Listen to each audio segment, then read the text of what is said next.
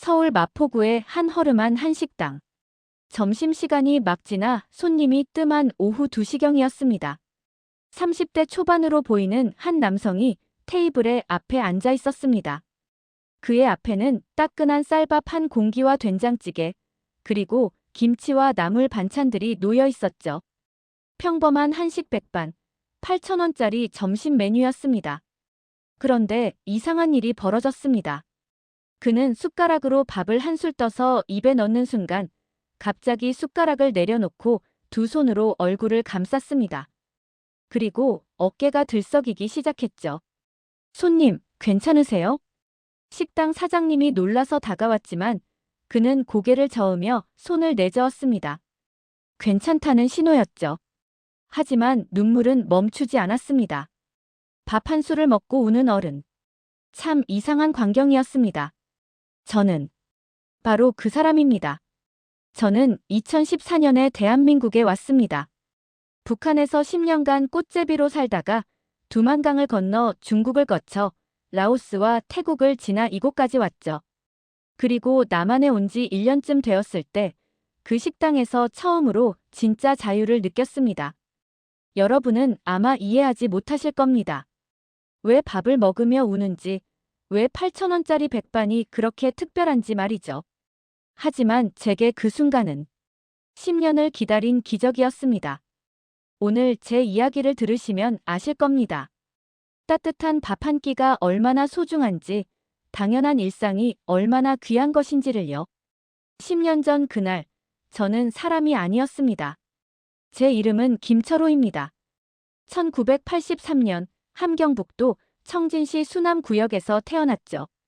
어렸을 때 저희 집은 평범했습니다. 아버지는 수남시장 근처 구경상점에서 일하셨고, 어머니는 집에서 텃밭을 가꾸며 저를 키우셨어요. 가난했지만 그래도 하루 세 끼는 먹을 수 있었습니다. 특히 기억나는 게 있습니다.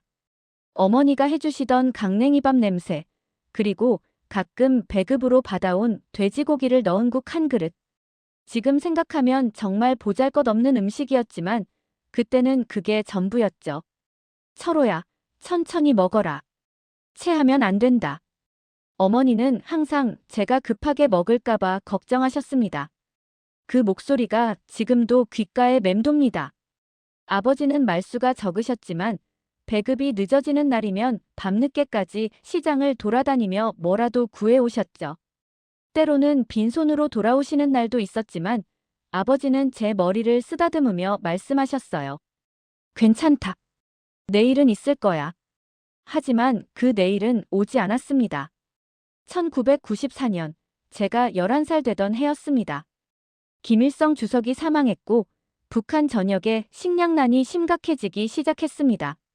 사람들은 이걸 고난의 행군이라고 불렀죠. 처음에는 그냥 배급이 조금 늦어지는 정도였습니다. 한 달에 한두 번 받던 게 두세 달에 한 번이 되더니 나중에는 아예 끊겼습니다. 거리에는 사람들이 하나둘씩 쓰러지기 시작했습니다.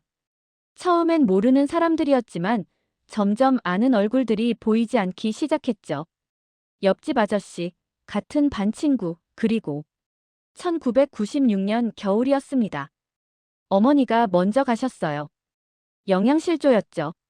병원에 데려가려고 했지만 병원에도 약이 없었습니다. 의사 선생님은 고개만 저었어요. 어머니는 마지막 순간까지 저를 걱정하셨습니다. 야윈 손으로 제 손을 꼭 잡으시며 말씀하셨죠. 철호야, 엄마는 괜찮아. 너는 꼭 살아야 한다. 사람답게 살아야 한다. 그게 어머니가 제게 하신 마지막 말이었습니다. 그리고 두 달 후 아버지도 따라가셨습니다. 아버지는 어머니가 돌아가신 후 거의 아무것도 드시지 않았어요. 당신 몫의 강냉이 몇 알까지 제게 주시면서 괜찮다고 배부르다고 거짓말을 하셨죠. 아버지, 이건 아버지 거예요. 드셔야 돼요. 아니다. 나는 괜찮다. 너는 크는 아이니까 많이 먹어야지. 그렇게 아버지는 조금씩 마르셨고 어느 날 아침 일어나 보니 차가워져 계셨습니다. 장례도 제대로 치를 수 없었습니다. 동네 사람들도 다들 굶주리고 있었으니까요. 관도 없이 그냥 천으로 감싸서 야산에 묻었습니다.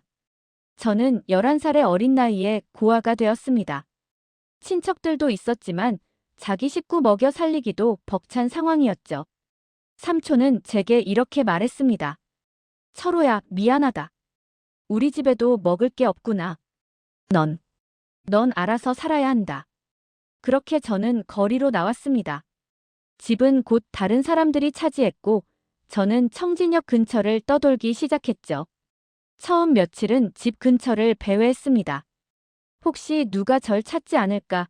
혹시 기적이 일어나지 않을까? 하지만 기적은 없었습니다. 그날부터 저는 꽃제비가 되었습니다. 꽃제비. 북한에서 집 없이 떠도는 아이들을 부르는 말입니다. 꽃씨가 바람에 날려 여기저기 떨어지듯 우리도 그렇게 떠돌아다닌다고 해서 붙여진 이름이죠. 처음 1년은 정말 지옥이었습니다. 어떻게 먹고 살아야 하는지, 어디서 자야 하는지, 추위를 어떻게 견뎌야 하는지.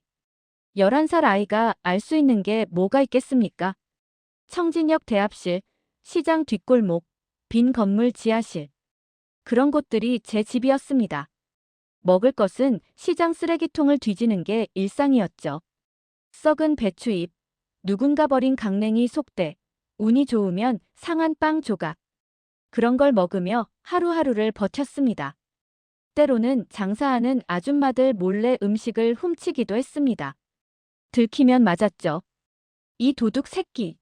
너 같은 꽃제비들 때문에 장사가 안 돼. 매를 맞아도 배고픔은 어쩔 수 없었습니다. 다음 날도, 그 다음 날도 저는 시장을 배회했죠. 아니면 다른 꽃제비들과 싸워서 빼앗는 수밖에 없었습니다. 한 번은 제 또래 아이가 떡 한 조각을 들고 있었어요. 아마 어디선가 훔친 것 같았죠. 저는 그 아이에게 달려들어 떡을 빼앗았습니다. 이거 내 거야. 돌려줘. 아이는 울면서 저를 밀쳤지만 저는 더 힘이 셌어요. 떡을 낚아채고 도망쳤죠.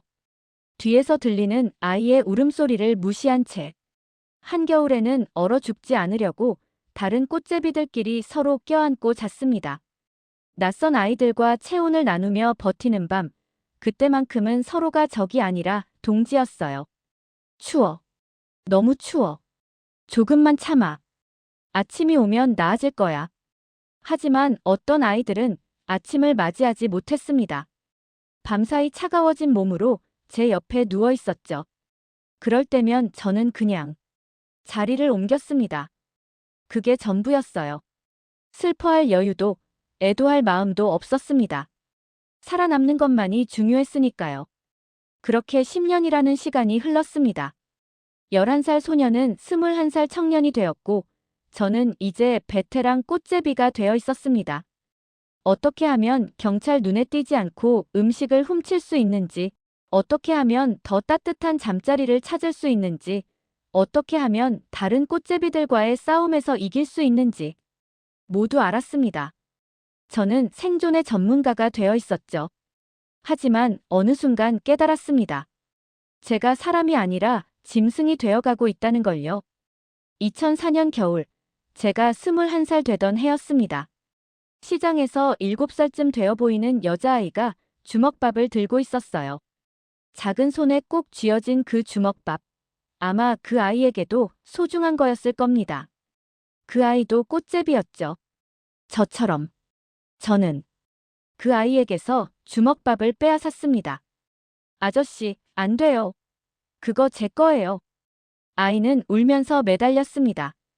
작은 손으로 제 옷을 잡아당기며 애원했죠. 제발요. 저 오늘 아무것도 못 먹었어요. 하지만 저는 뿌리쳤습니다. 그리고 그 주먹밥을 입에 넣었죠. 배가 고팠으니까요. 제 생존이 우선이었으니까요.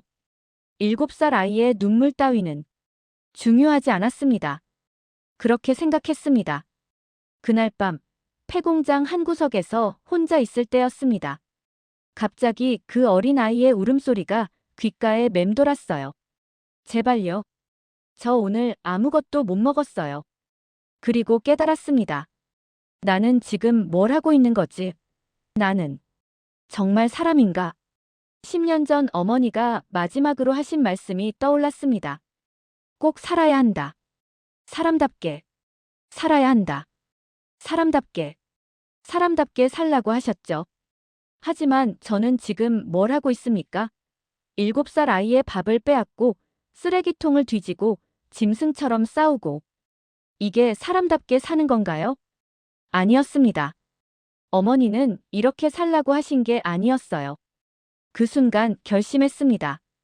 이렇게 죽느니. 차라리. 그때 제 귓가에 어머니의 목소리가 들렸습니다. 살아라. 사람답게 살아라. 탈북. 그 단어를 처음 들은 건 2004년 봄이었습니다.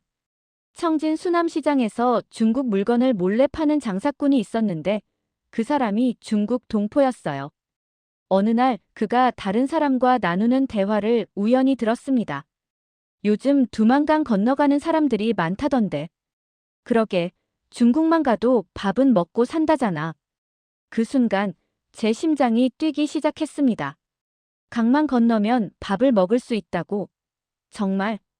저는 그날부터 조금씩 정보를 모으기 시작했습니다. 10년간 꽃제비 생활을 하면서 익힌 눈치와 정보력을 총동원했죠. 시장에서 중국 물건을 파는 사람들, 두만강 근처에 사는 사람들, 심지어 국경 경비대 가족들까지 조심스럽게 접근했습니다. 두만강 쪽은 요즘 어떤가요? 왜? 너 설마? 아니에요. 그냥 궁금해서요. 대화는 항상 조심스러웠습니다.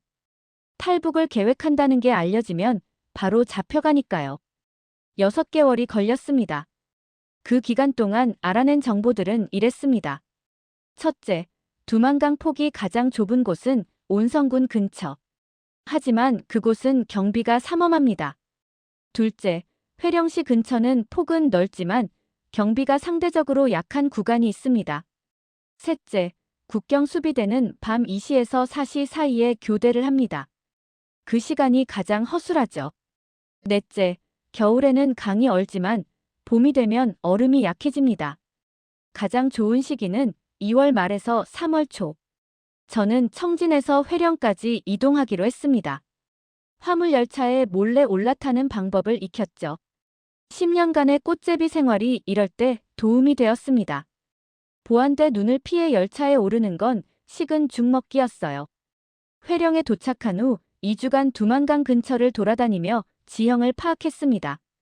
경비대가 어느 시간에 어디를 순찰하는지, 경비초소 사이의 거리는 얼마나 되는지, 강 건너편, 중국 쪽은 어떤 지형인지 모두 눈으로 보고 머릿속에 그림을 그렸습니다. 2005년 2월 28일. 드디어 그날이 왔습니다. 저는 강 근처 숲에 숨어서 밤을 기다렸습니다. 배는 고팠지만 참았어요. 오히려 긴장감 때문에 배고픔도 잊혔죠. 밤 10시, 11시, 12시. 시간이 너무 천천히 갔습니다. 심장 박동 소리가 귀에 들릴 정도였어요. 새벽 1시 50분. 드디어 움직였습니다. 경비대 교대 시간 10분 전이었죠. 숲에서 강가로 조심스럽게 이동했습니다. 나뭇가지 부러지는 소리도 내지 않으려고 10년간 익힌 고양이 걸음을 걸었어요.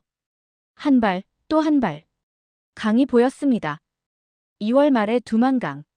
달빛에 비친 얼음이 은빛으로 빛나고 있었습니다. 아름다웠어요. 하지만 동시에 무서웠죠. 저 얼음 너머가 제 운명을 결정할 테니까요. 심호흡을 한번 크게 하고 얼음 위에 발을 디뎠습니다. 어머니, 아버지, 저를 지켜봐 주세요. 2월의 두만강, 그 얼음 위에 제 운명이 걸려 있었습니다. 한 발, 또 한 발. 얼음 위를 기어가듯 조심스럽게 이동했습니다. 서서 걸으면 무게가 한 곳에 집중되어 얼음이 깨질 수 있었기 때문이죠. 10년간 꽃제비로 살면서 몸무게가 40kg밖에 나가지 않았던 게 이때는 오히려 다행이었습니다. 10m, 20m. 강 한가운데로 나아갔습니다. 이제 절반쯤 왔을 때였어요. 우지직. 심장이 멎는 소리였습니다. 제 발 밑 얼음에 금이 가기 시작한 거예요. 달빛 아래 선명하게 보이는 갈라진 선들. 아, 안 돼. 제발. 생각할 틈도 없었습니다. 화지직. 얼음이 깨졌습니다. 저는 그대로 물속으로 빠져들었죠. 영하 20도의 겨울밤. 두만강 물은 얼음장보다 차가웠습니다. 순간 온몸의 감각이 마비되는 느낌이었어요. 숨을 쉴 수가 없었습니다. 폐가 얼어붙는 것 같았죠. 물속에서 손을 허우적거렸지만 아무것도 잡히지 않았습니다. 이렇게 죽는 건가? 물속으로 가라앉기 시작했습니다. 그 순간 어머니 얼굴이 떠올랐습니다. 야윈 손으로 제 손을 잡으시던 어머니. 꼭 살아야 한다. 아버지의 얼굴도 보였습니다. 당신 몫의 강냉이까지 제게 주시던 아버지. 너는 크는 아이니까. 그리고 그 7살 아이도 보였습니다. 주먹밥을 빼앗겼던 그 아이. 제발요. 저 오늘 아무것도 못 먹었어요. 아니다. 아니다. 여기서 죽을 순 없다. 저는 필사적으로 팔을 휘저었습니다. 본능이었어요. 10년간 생존을 위해 싸웠던 그 본능이 제 몸을 움직였죠. 손에 무언가 단단한 게 잡혔습니다. 얼음 덩어리였어요. 저는 그걸 붙잡고 간신히 몸을 끌어올렸습니다. 젖은 옷이 얼음처럼 무거웠지만 포기할 수 없었어요. 손가락이 찢어지는 것 같았지만 계속 얼음을 붙잡고 기어올랐습니다. 하, 하. 다시 얼음 위로 올라왔습니다. 하지만 온몸이 젖은 상태였죠. 이대로 있으면 10분 안에 동사할 수 있었습니다. 선택의 여지가 없었어요. 빠르게 움직여야 했습니다. 저는 일어나서 뛰기 시작했습니다.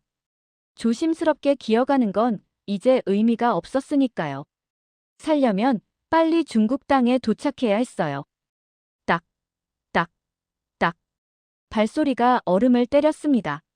숨소리가 거칠어졌죠. 그리고 그 소리가 거기서 누구냐? 경비대였습니다. 제 발소리를 들은 거죠. 강가 초소에서 손전등 불빛이 저를 향했습니다. 서지 않으면 쏜다.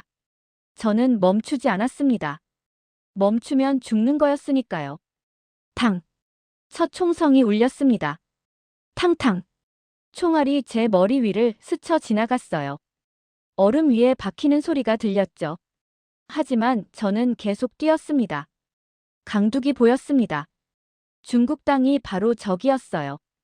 5m, 3m, 1m. 탕탕. 마지막 총성과 함께 제 오른쪽 다리에 뭔가가 스쳤습니다. 뜨거웠어요. 총알이 바지를 찢고 지나간 거였죠. 하지만 맞지는 않았습니다. 저는 마지막 힘을 다해 강둑을 기어올랐습니다. 그리고 중국 땅에 발을 디뎠습니다. 하, 하. 성공했습니다. 저는 두만강을 건넜어요. 11년을 기다린 순간이었습니다. 하지만 기쁨도 잠시 몸이 떨리기 시작했습니다. 젖은 옷이 순식간에 얼어붙었고 손가락과 발가락이 감각이 없었어요. 이대로 있으면 정말 죽을 것 같았습니다. 저는 필사적으로 어둠 속을 헤매며 마을을 찾았습니다. 얼마나 갔을까요? 다리가 풀렸어요. 더 이상 걸을 수가 없었습니다. 그때 희미하게 불빛이 보이는 집 한 채를 발견했습니다. 저기까지만. 저는 기어갔습니다. 손과 무릎으로 눈 덮인 땅을 기며 문 앞에 도착했습니다. 문을 두드릴 힘도 없어서 그냥 그 자리에 쓰러졌습니다. 의식이 흐려졌어요. 어머니, 제가 해냈어요. 그리고 모든 게 깜깜해졌습니다. 다시 눈을 떴을 때 저는 낯선 할머니의 얼굴을 보고 있었습니다. 따뜻한 느낌에 눈을 떴습니다. 중국 조선족으로 보이는 60대 할머니가 제 옆에 앉아 계셨어요. 깨어났구나. 정말 다행이야. 할머니는 저를 발견하고 집 안으로 끌고 들어와 젖은 옷을 벗기고 따뜻한 물로 몸을 녹여주셨다고 했습니다. 발가락 2개는 동상이 심해. 병원에 가야 하는데 넌 불법이잖니. 할머니의 말에 제 발을 내려다봤습니다. 왼쪽 발 새끼발가락과 그 옆 발가락이 시커멓게 변해 있었어요. 하지만 이상하게도 아프지 않았습니다. 감각 자체가 없었으니까요. 그래도 살았으니 다행이지. 제 입에서 나온 말이었습니다. 발가락 2개쯤이야. 목숨을 건진 게 어디예요. 할머니는 3일간 저를 숨겨주고 치료해 주셨습니다. 민간요법으로 동상 치료를 해주셨죠. 그리고 조용히 말씀하셨습니다. 여기 오래 있으면 안 돼. 중국 공안에게 잡히면 다시 북한으로 보내진다. 내가 아는 사람이 있어. 거기 가서 일하면서 돈을 모아. 할머니의 도움으로 근처 조선족 마을의 농장으로 이동했습니다. 거기서 숨어 지내며 일을 했죠. 불법 체류자였기 때문에 최저임금도 받지 못했습니다. 하루 12시간 일하고 받는 돈이 한국 돈으로 2만 원 정도였어요. 하지만 불평하지 않았습니다. 하루 3끼를 먹을 수 있었으니까요. 쌀밥에 김치, 된장찌개. 북한에서는 꿈도 못 꾸던 음식들이었습니다. 처음 밥을 먹을 때 울었던 기억이 납니다. 괜찮아. 왜 울어? 함께 일하던 조선족 아저씨가 물었을 때 저는 대답할 수 없었어요. 그냥 너무 감격스러워서 눈물이 났습니다. 6개월 동안 일하며 돈을 모았습니다. 목표는 하나, 한국에 가는 것. 중국에서도 저는 여전히 불법 체류자였으니까요. 언제 공안에게 잡혀서 북한으로 송환될지 모르는 신세였죠. 2005년 9월 한국행을 도와준다는 브로커를 만났습니다. 조선족 남자였는데 같은 농장에서 일하던 다른 탈북자가 소개해줬어요. 한국까지 데려다 줄 테니 500만 원만 내면 돼. 라오스 거쳐 태국으로 가는 루트야. 안전해. 6개월 동안 모은 돈이 정확히 500만 원이었습니다. 제 전 재산이었죠. 정말 한국에 갈 수 있나요? 물론이지. 나 믿어. 이미 수십 명 보냈어. 하지만 한국만 갈 수 있다면. 저는 망설이지 않았습니다. 알겠습니다. 이 돈 다 드릴게요. 브로커는 웃으며 돈을 받았습니다. 그리고 말했죠. 일주일 후 새벽 5시, 여기서 만나자. 그때 출발한다. 절대 늦지 마. 일주일 후, 저는 약속 장소에 새벽 4시에 도착했습니다. 차가운 공기 속에서 1시간을 기다렸습니다. 5시가 되었지만 브로커는 나타나지 않았어요. 조금 늦는 건가? 6시, 7시, 8시. 해가 떠올랐지만 브로커는 오지 않았습니다. 그때 깨달았습니다. 사기를 당한 거였죠. 전 재산을 잃었습니다. 6개월간 하루 12시간씩 일하며 피땀 흘려 모은 돈이 한순간에 날아간 거예요. 그 순간의 절망감은 말로 표현할 수 없었습니다. 저는 그 자리에 주저앉았습니다. 눈물도 나오지 않았어요. 그냥 텅 빈 느낌이었습니다. 어떻게 이럴 수가. 다시 강을 건너 북한으로 돌아갈까도 생각했습니다. 하지만 돌아간다고 해서 뭐가 달라질까요? 다시 꽃제비 생활로 돌아가는 것뿐이었죠. 그렇게 일주일을 방황했습니다. 먹지도 자지도 못하고 마을을 떠돌았어요. 농장주는 제가 도망갈까봐 쫓아냈고 갈 곳도 없었습니다. 여기서 죽는 건가? 이렇게. 그때였습니다. 처음 저를 구해준 그 할머니가 다시 나타난 거예요. 너 여기서 뭐하니? 떠났다면서. 저는 할머니께 모든 걸 말씀드렸습니다. 브로커에게 사기당한 것, 전 재산을 잃은 것, 이제 정말 갈 곳이 없다는 것. 할머니는 한참을 말없이 저를 보시더니 집으로 들어가셨습니다. 그리고 10분 후 다시 나오셨는데 손에 낡은 봉투를 들고 계셨어요. 이거 받아라. 봉투 안에는 돈이 들어 있었습니다. 중국 돈으로 5천 위안, 한국 돈으로 약 80만 원 정도였죠. 할머니, 이건 너무 큰 돈이에요. 못 받아요. 받아.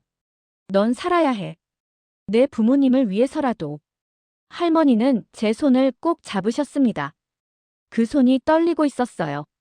내 아들도 너처럼 북한에서 왔단다. 20년 전에. 그 애는 중국 공안에 잡혀서 북한으로 돌려보내졌지. 그 후로 소식이 없어. 아마 살아있지 못할 거야. 할머니의 눈에서 눈물이 흘러내렸습니다.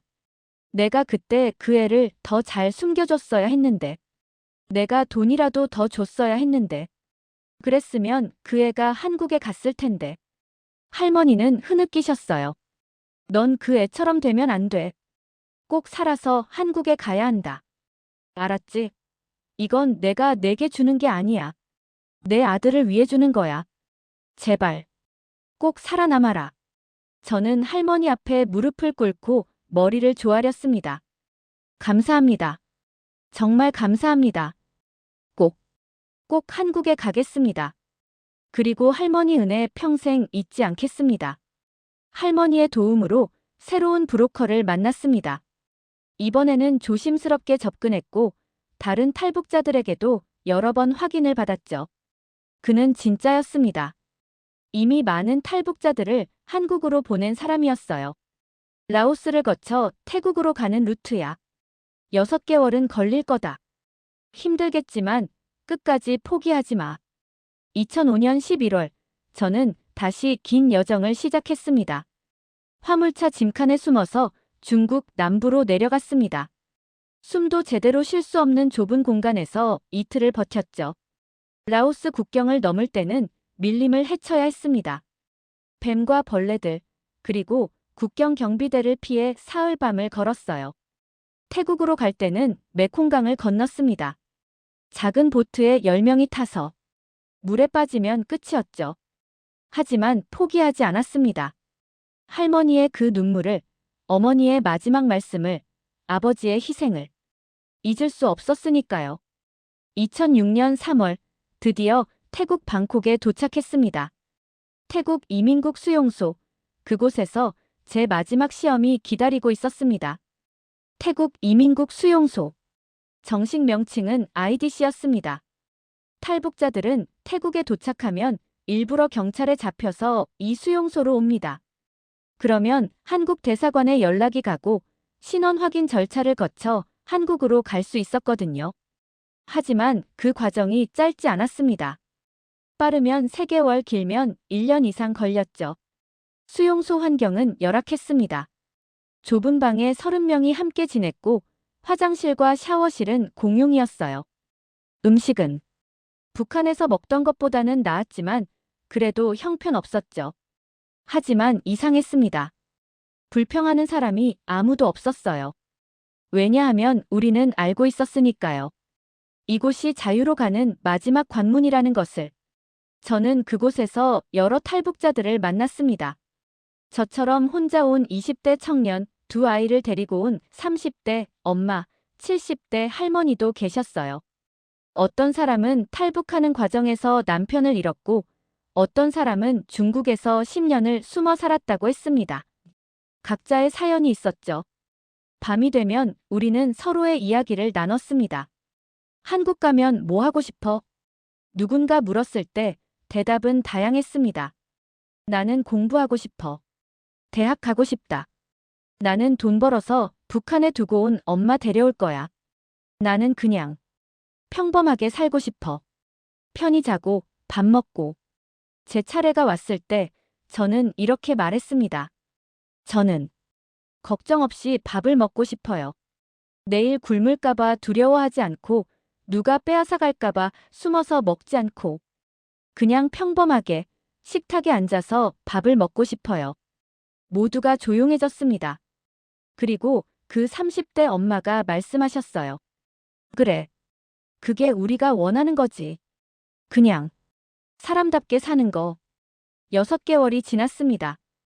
2006년 9월 드디어 한국 대사관 직원을 만났습니다. 면담이었죠. 이름이 김철호입니다. 출신 지역은 함경북도 청진시 수남구역입니다. 탈북 시기는 2005년 2월 28일입니다. 질문은 계속됐습니다. 북한에서의 생활, 가족관계, 탈북 동기, 탈북 경로. 모든 걸 솔직하게 말했어요. 거짓말을 하면 바로 티가 나니까요. 그리고 마지막 질문이었습니다. 왜 한국에 가고 싶습니까? 저는 잠시 망설였습니다. 뭐라고 대답해야 할까? 자유를 찾아서? 더 나은 삶을 위해서? 그런 거창한 이유를 말해야 하나? 하지만 그냥 솔직하게 말하기로 했습니다. 밥을 먹고 싶습니다. 걱정 없이. 직원은 고개를 끄덕이며 무언가를 적었습니다. 그리고 조용히 말했습니다. 그것도 충분한 이유입니다. 2주 후 합격 통지를 받았습니다. 한국행 비행기 티켓을 받은 거죠. 그 순간 저는 바닥에 주저앉았습니다. 다리에 힘이 풀렸어요. 정말 한국에 가는구나. 2006년 10월 13일 방콕 공항에서 비행기에 올랐습니다. 생애 처음 타보는 비행기였어요. 창밖을 보며 눈물이 났습니다. 11살의 꽃제비가 되어 10년을 떠돌고 두만강을 건너 1년 반을 방황한 끝에 드디어 한국으로 가는 거였습니다. 비행기가 이륙했습니다. 구름 위로 올라가는 순간 저는 생각했습니다. 어머니, 아버지, 저 이제 사람답게 살 수 있을 것 같아요. 저 잘했죠? 4시간 후 저는 인천공항에 도착했습니다. 인천공항. 밝은 조명, 깨끗한 바닥, 그리고 여유롭게 걸어다니는 사람들. 북한에서는 상상도 못했던 풍경이었습니다. 여기가 정말 같은 한민족이 사는 나라인가? 믿기지 않았어요. 공항에서 바로 하나원으로 이동했습니다. 하나원은 탈북자들이 한국 사회에 적응하기 위한 교육을 받는 곳이죠. 3개월간 그곳에서 생활했습니다. 처음 하나원 식당에 들어갔을 때를 잊을 수 없습니다. 밥, 국, 반찬 여러 가지, 과일, 심지어 후식까지. 이 모든 게 무료였어요. 다 먹어도 돼요? 직원에게 물었을 때 그분은 웃으며 말씀하셨습니다. 네, 마음껏 드세요. 모자라면 더 가져오시고요. 저는 그날 밥을 3공기나 먹었습니다. 배가 터질 것 같았지만 멈출 수가 없었어요. 22년을 살면서 배불리 먹어본 적이 거의 없었으니까요. 하나원 교육이 끝나고 2007년 1월 저는 서울에 정착했습니다. 정부에서 지원금을 받아 작은 원룸을 구했고 취업 교육을 받았죠. 첫 직장은 편의점 야간 알바였습니다. 시급 3,100원. 지금 생각하면 적은 돈이지만 그때는 정말 감사했습니다. 제 노동의 대가로 당당하게 돈을 버는 게 신기했거든요. 편의점에서 일하면서 놀라운 걸 많이 봤습니다. 사람들이 삼각김밥을 사 먹다가 맛없다고 버리는 것. 유통기한이 하루 지난 도시락을 폐기하는 것. 북한이었다면 상상도 못할 일들이었죠. 1년 후 작은 식당의 주방 보조로 이직했습니다. 월급이 더 많았고 요리를 배울 수 있었어요. 사장님은 60대 할머니셨는데 제가 탈북자라는 걸 알고도 따뜻하게 대해주셨습니다. 철호야, 우리나라는 노력하면 잘 살 수 있는 나라야. 힘내렴. 그렇게 1년이 지났습니다.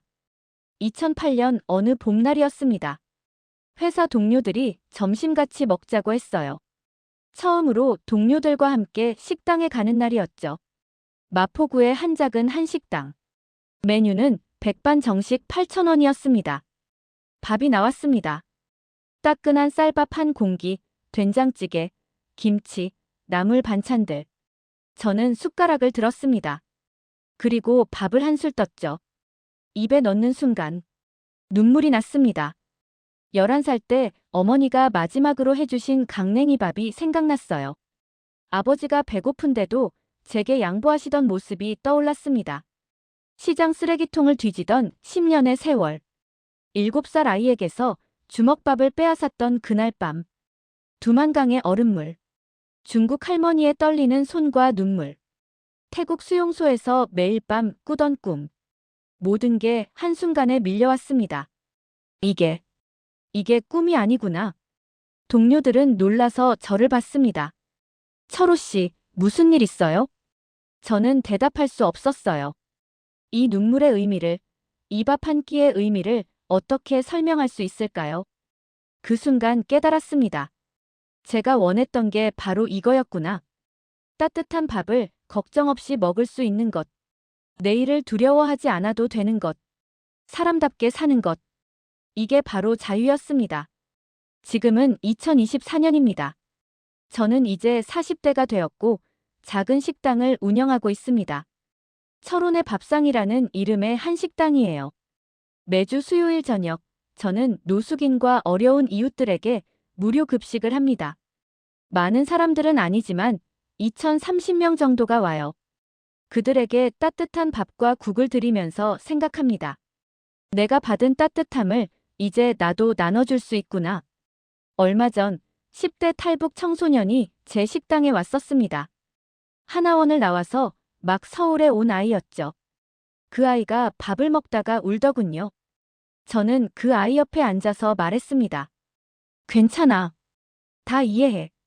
나도 그랬으니까. 울어도 돼. 그 눈물의 의미를 나는 알아. 여러분, 오늘 저녁 집에 가서 밥상을 받으실 때 한 번만 생각해 주세요. 따뜻한 밥 한 끼를 걱정 없이 먹을 수 있다는 것. 내일 굶을까봐 두려워하지 않아도 되는 것. 누가 빼앗아갈까봐 숨어서 먹지 않아도 되는 것. 이 모든 게 얼마나 소중한 건지. 저에게 이것은 10년을 기다린 기적이었습니다. 22년간의 여정 끝에 찾은 자유였습니다. 지금 제 식당 주방에는 액자가 하나 걸려 있습니다. 거기에는 어머니의 마지막 말씀이 적혀 있어요. 살아라. 사람답게 살아라. 저는 이제 사람답게 살고 있습니다. 그리고 여러분도 이미 그렇게 살고 계신 겁니다. 부디 그 당연함에 감사하시길. 따뜻한 밥 한 끼를 걱정 없이 먹을 수 있다는 것. 그것이 바로 자유입니다. 따뜻한 느낌에 눈을 떴습니다. 중국 조선족으로 보이는 60대 할머니가 제 옆에 앉아 계셨어요. 깨어났구나. 정말 다행이야. 할머니는 저를 발견하고 집 안으로 끌고 들어와 젖은 옷을 벗기고 따뜻한 물로 몸을 녹여주셨다고 했습니다. 발가락 2개는 동상이 심해. 병원에 가야 하는데 넌 불법이잖니. 할머니의 말에 제 발을 내려다봤습니다. 왼쪽 발 새끼발가락과 그 옆 발가락이 시커멓게 변해 있었어요. 하지만 이상하게도 아프지 않았습니다. 감각 자체가 없었으니까요. 그래도 살았으니 다행이지. 제 입에서 나온 말이었습니다. 발가락 2개쯤이야. 목숨을 건진 게 어디예요. 할머니는 3일간 저를 숨겨주고 치료해 주셨습니다. 민간요법으로 동상 치료를 해주셨죠. 그리고 조용히 말씀하셨습니다. 여기 오래 있으면 안 돼. 중국 공안에게 잡히면 다시 북한으로 보내진다. 내가 아는 사람이 있어. 거기 가서 일하면서 돈을 모아. 할머니의 도움으로 근처 조선족 마을의 농장으로 이동했습니다. 거기서 숨어 지내며 일을 했죠. 불법 체류자였기 때문에 최저임금도 받지 못했습니다. 하루 12시간 일하고 받는 돈이 한국 돈으로 2만 원 정도였어요. 하지만 불평하지 않았습니다. 하루 3끼를 먹을 수 있었으니까요. 쌀밥에 김치, 된장찌개. 북한에서는 꿈도 못 꾸던 음식들이었습니다. 처음 밥을 먹을 때 울었던 기억이 납니다. 괜찮아. 왜 울어? 함께 일하던 조선족 아저씨가 물었을 때 저는 대답할 수 없었어요. 그냥 너무 감격스러워서 눈물이 났습니다. 6개월 동안 일하며 돈을 모았습니다. 목표는 하나, 한국에 가는 것. 중국에서도 저는 여전히 불법 체류자였으니까요. 언제 공안에게 잡혀서 북한으로 송환될지 모르는 신세였죠. 2005년 9월 한국행을 도와준다는 브로커를 만났습니다. 조선족 남자였는데 같은 농장에서 일하던 다른 탈북자가 소개해줬어요. 한국까지 데려다 줄 테니 500만 원만 내면 돼. 라오스 거쳐 태국으로 가는 루트야. 안전해. 6개월 동안 모은 돈이 정확히 500만 원이었습니다. 제 전 재산이었죠. 정말 한국에 갈 수 있나요? 물론이지. 나 믿어. 이미 수십 명 보냈어. 하지만 한국만 갈 수 있다면. 저는 망설이지 않았습니다. 알겠습니다. 이 돈 다 드릴게요. 브로커는 웃으며 돈을 받았습니다. 그리고 말했죠. 일주일 후 새벽 5시, 여기서 만나자. 그때 출발한다. 절대 늦지 마. 일주일 후, 저는 약속 장소에 새벽 4시에 도착했습니다. 차가운 공기 속에서 1시간을 기다렸습니다. 5시가 되었지만 브로커는 나타나지 않았어요. 조금 늦는 건가? 6시, 7시, 8시. 해가 떠올랐지만 브로커는 오지 않았습니다. 그때 깨달았습니다. 사기를 당한 거였죠. 전 재산을 잃었습니다. 6개월간 하루 12시간씩 일하며 피땀 흘려 모은 돈이 한순간에 날아간 거예요. 그 순간의 절망감은 말로 표현할 수 없었습니다. 저는 그 자리에 주저앉았습니다. 눈물도 나오지 않았어요. 그냥 텅 빈 느낌이었습니다. 어떻게 이럴 수가. 다시 강을 건너 북한으로 돌아갈까도 생각했습니다. 하지만 돌아간다고 해서 뭐가 달라질까요? 다시 꽃제비 생활로 돌아가는 것뿐이었죠. 그렇게 일주일을 방황했습니다. 먹지도 자지도 못하고 마을을 떠돌았어요. 농장주는 제가 도망갈까봐 쫓아냈고 갈 곳도 없었습니다. 여기서 죽는 건가? 이렇게. 그때였습니다. 처음 저를 구해준 그 할머니가 다시 나타난 거예요. 너 여기서 뭐하니? 떠났다면서. 저는 할머니께 모든 걸 말씀드렸습니다. 브로커에게 사기당한 것, 전 재산을 잃은 것, 이제 정말 갈 곳이 없다는 것. 할머니는 한참을 말없이 저를 보시더니 집으로 들어가셨습니다. 그리고 10분 후 다시 나오셨는데 손에 낡은 봉투를 들고 계셨어요. 이거 받아라. 봉투 안에는 돈이 들어 있었습니다. 중국 돈으로 5천 위안, 한국 돈으로 약 80만 원 정도였죠. 할머니, 이건 너무 큰 돈이에요. 못 받아요. 받아. 넌 살아야 해. 내 부모님을 위해서라도. 할머니는 제 손을 꼭 잡으셨습니다. 그 손이 떨리고 있었어요. 내 아들도 너처럼 북한에서 왔단다. 20년 전에. 그 애는 중국 공안에 잡혀서 북한으로 돌려보내졌지. 그 후로 소식이 없어. 아마 살아있지 못할 거야. 할머니의 눈에서 눈물이 흘러내렸습니다. 내가 그때 그 애를 더 잘 숨겨줬어야 했는데. 내가 돈이라도 더 줬어야 했는데. 그랬으면 그 애가 한국에 갔을 텐데.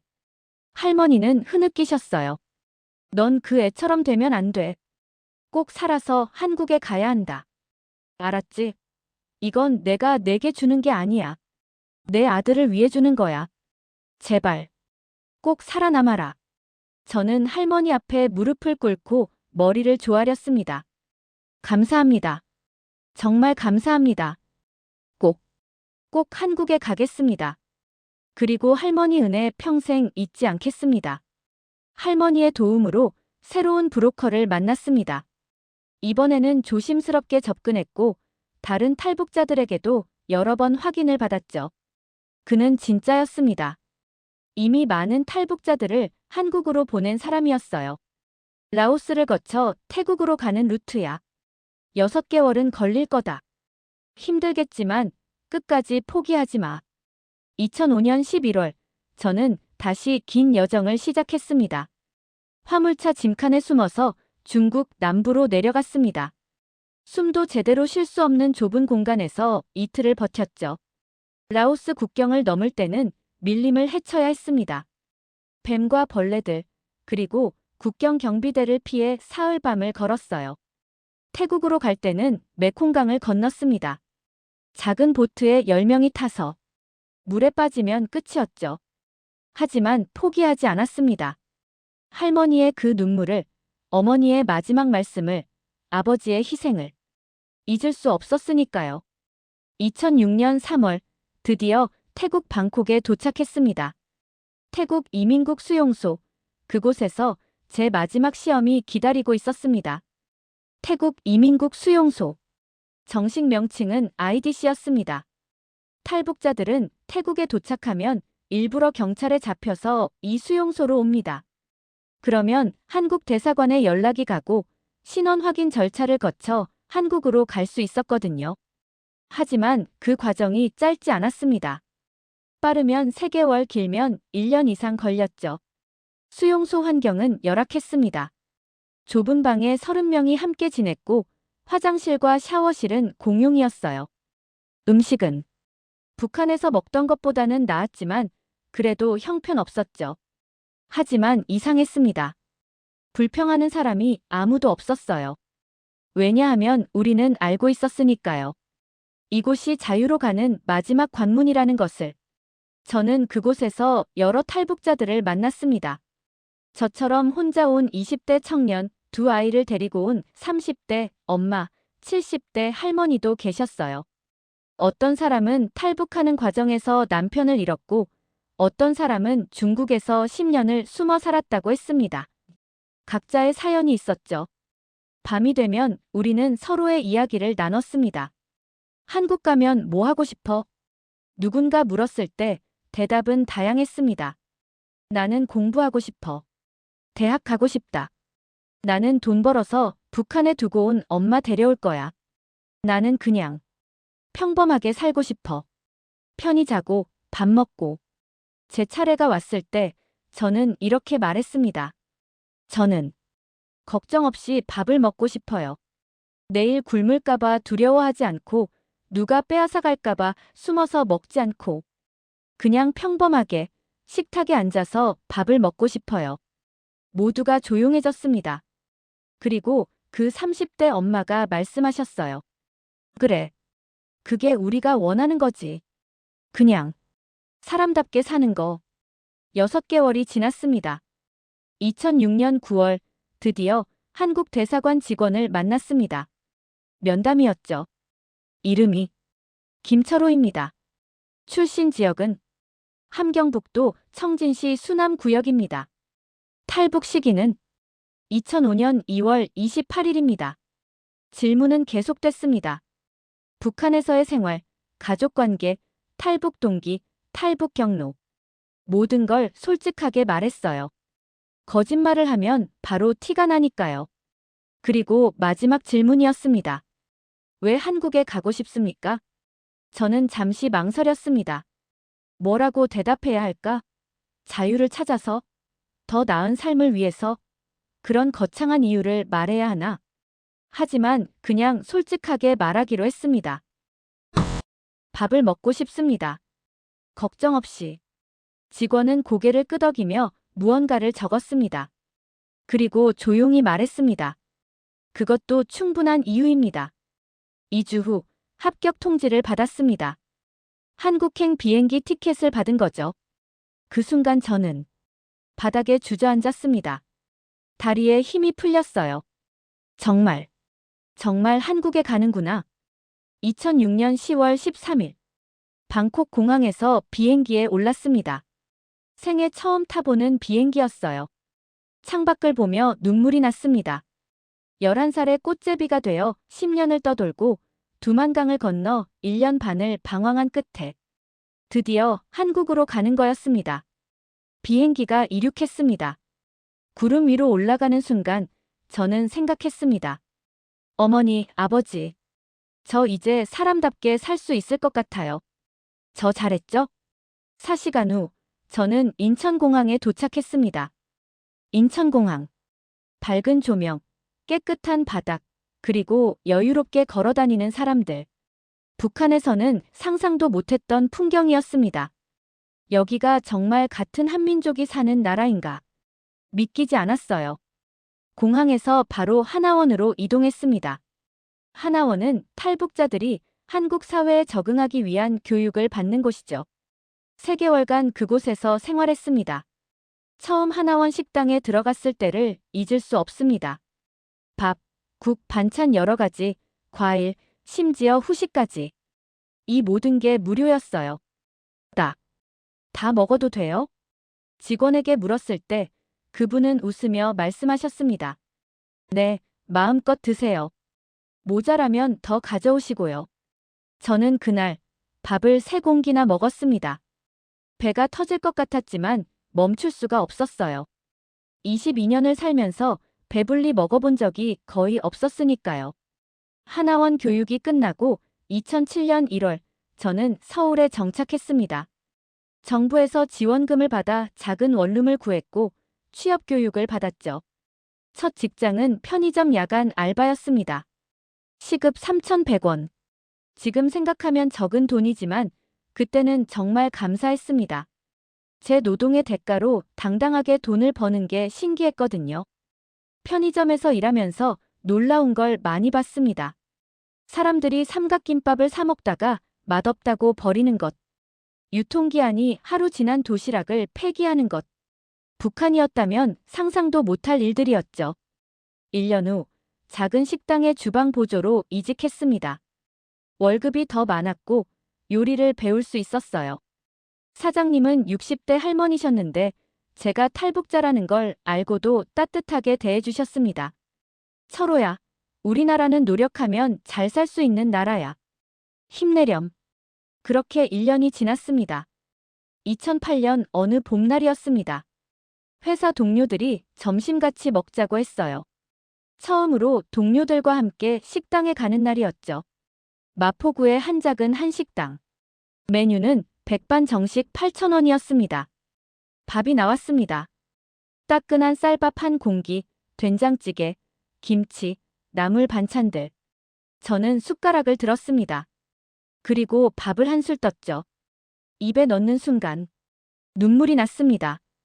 11살 때 어머니가 마지막으로 해주신 강냉이밥이 생각났어요. 아버지가 배고픈데도 제게 양보하시던 모습이 떠올랐습니다. 시장 쓰레기통을 뒤지던 10년의 세월. 7살 아이에게서 주먹밥을 빼앗았던 그날 밤. 두만강의 얼음물. 중국 할머니의 떨리는 손과 눈물. 태국 수용소에서 매일 밤 꾸던 꿈. 모든 게 한순간에 밀려왔습니다. 이게 꿈이 아니구나. 동료들은 놀라서 저를 봤습니다. 철호 씨, 무슨 일 있어요? 저는 대답할 수 없었어요. 이 눈물의 의미를, 이 밥 한 끼의 의미를 어떻게 설명할 수 있을까요? 그 순간 깨달았습니다. 제가 원했던 게 바로 이거였구나. 따뜻한 밥을 걱정 없이 먹을 수 있는 것. 내일을 두려워하지 않아도 되는 것. 사람답게 사는 것. 이게 바로 자유였습니다. 지금은 2024년입니다. 저는 이제 40대가 되었고 작은 식당을 운영하고 있습니다. 철혼의 밥상이라는 이름의 한식당이에요. 매주 수요일 저녁, 저는 노숙인과 어려운 이웃들에게 무료 급식을 합니다. 많은 사람들은 아니지만 2,030명 정도가 와요.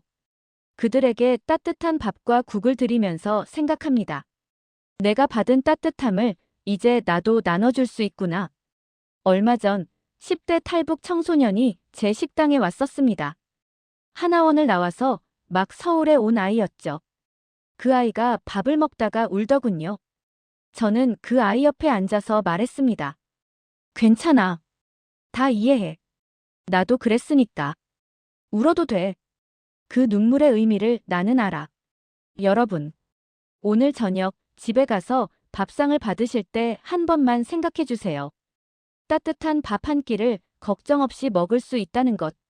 내일 굶을까봐 두려워하지 않아도 되는 것. 누가 빼앗아 갈까봐 숨어서 먹지 않아도 되는 것. 이 모든 게 얼마나 소중한 건지. 저에게 이것은 10년을 기다린 기적이었습니다. 22년간의 여정 끝에 찾은 자유였습니다. 지금 제 식당 주방에는 액자가 하나 걸려 있습니다. 거기에는 어머니의 마지막 말씀이 적혀 있어요. 살아라. 사람답게 살아라. 저는 이제 사람답게 살고 있습니다. 그리고 여러분도 이미 그렇게 살고 계신 겁니다.